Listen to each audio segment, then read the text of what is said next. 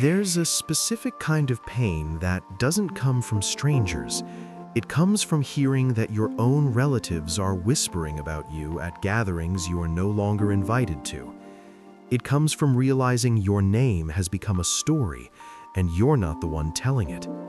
It comes from walking into a room and feeling the shift, the silence, the subtle distance, and suddenly you're not just misunderstood, you're the villain. Today, we're talking about the dark psychology of the smear campaign, what it is, why families do it, and how to survive when the people who were supposed to protect your identity begin rewriting it. Stick with me through this video, because what you'll learn could change how you see yourself and your family. Don't forget to like, comment, share, and subscribe with the bell on. It really helps support this channel. What is a smear campaign? A smear campaign is a deliberate effort to damage someone's reputation through gossip, half-truths, exaggerations, or outright lies. But in families, it's rarely obvious. It doesn't look like a public attack. It looks like concern. It sounds like we're just worried about them. It feels like quiet character assassination disguised as care. Smear campaigns often begin when someone challenges the family system, sets boundaries, exposes abuse, refuses to comply, or stops playing a role. And dysfunctional systems do not tolerate disruption. They retaliate. Why families launch smear campaigns?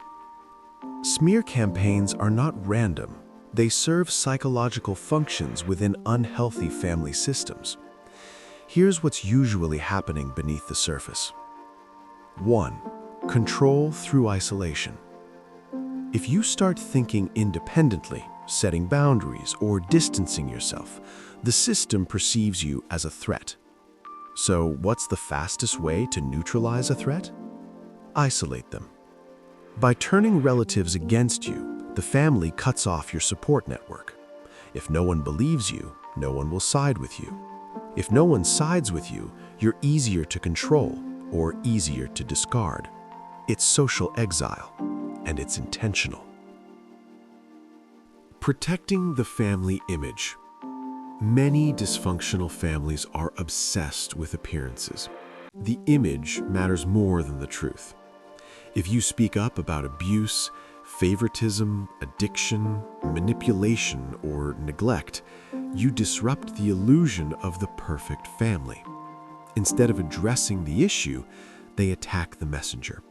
You're labeled dramatic, sensitive, ungrateful, mentally unstable, because if they can discredit you, they don't have to confront reality.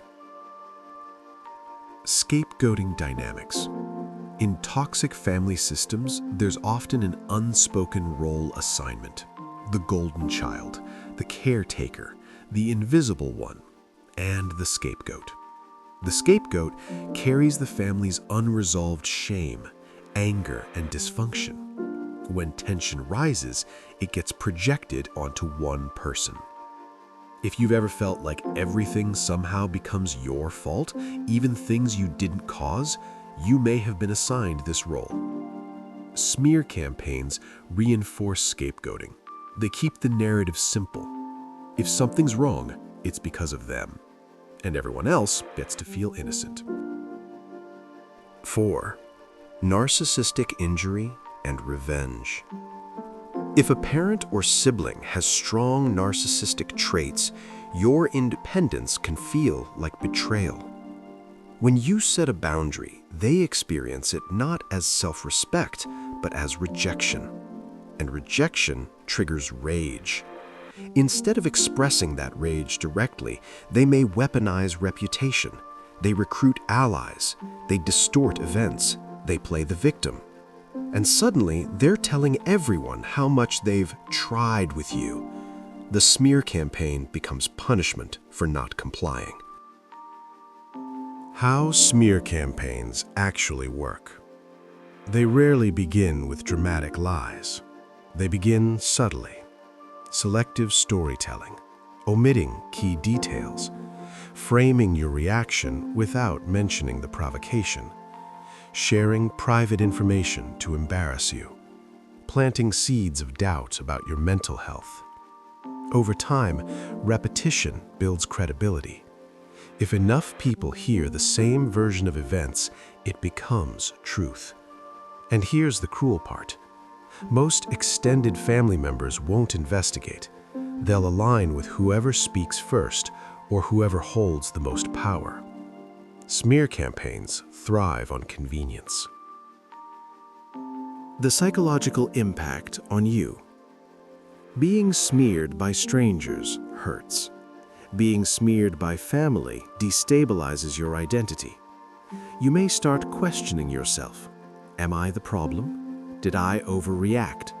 Why does everyone believe them? This is called gaslighting by proxy. Even if the primary manipulator isn't speaking to you directly, their narrative spreads through others, and you're left defending yourself against a story that feels surreal. It can trigger anxiety, hypervigilance, shame, social withdrawal, depression, and complex trauma responses. Because humans are wired for belonging. When your own tribe turns on you, it activates a primal fear of abandonment. And that's exactly why smear campaigns are so effective. They attack both your reputation and your nervous system. Why people believe the smear. This is one of the hardest parts to accept. People often believe the smear because it's easier than confronting dysfunction. They fear becoming the next target. They benefit from staying aligned with the powerful person. Or they've always known you in a specific role and resist updating that image. Family systems are built on shared narratives. Challenging one threatens everyone's stability. So they choose psychological comfort over truth. Not because you're wrong, but because denial feels safer. When you realize you're being smeared, the instinct is to defend yourself everywhere, to send long messages, to gather evidence, to confront every person individually. But this often backfires.